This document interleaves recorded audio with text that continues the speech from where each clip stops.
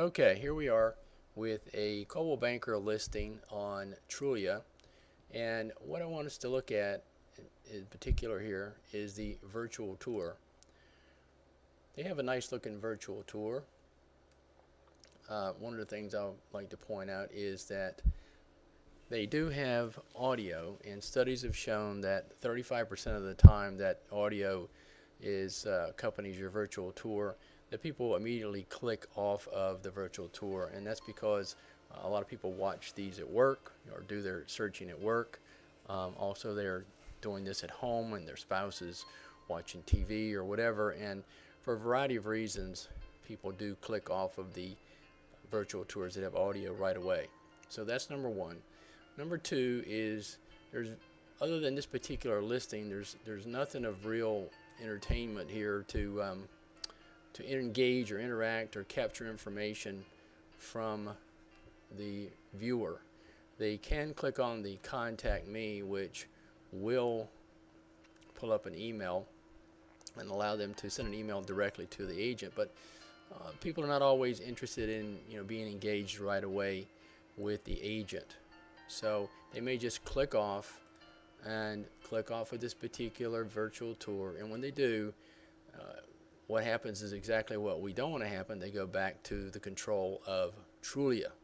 So if they decided they want to follow this home, they could click on this. There's a little window pop up, and it gives them the ability to track price and listing updates and find out when similar homes are listed and sold. But the bad news is this information is being captured by Trulia, or on the Zillow site, same thing. And this information is going to be captured by them, and guess what? They're going to try to sell it to you. And it's just not right. So what I suggest is you take a look at one of our virtual tours, which I'm pulling up, was also on Trulia, as you can see right here. So here's our virtual tour. Let's click on this. Take a look. We've got a real nice looking virtual tour here, but look at some of the other features that I want you to pay particular attention to. Make this a little smaller. Is if they decide, that they, first of all, there's no audio. Second of all, if they decide, this house is not what I thought it was, let me look at some other homes in East Hanover. Well, instead of just clicking off of this virtual tour, going back into Trulia's control, they can decide to look at some other East Hanover homes by just clicking right there. Okay? And then what happens? They go right to the broker's website, and they can do searches. They can, see other homes in that area, and we still have control, not giving it to Trulia. Or if they want to go to the agent's website and see what's going on, find out more about the agent, they can go click on the agent and check out, find out about Linda, testimonials, and so forth.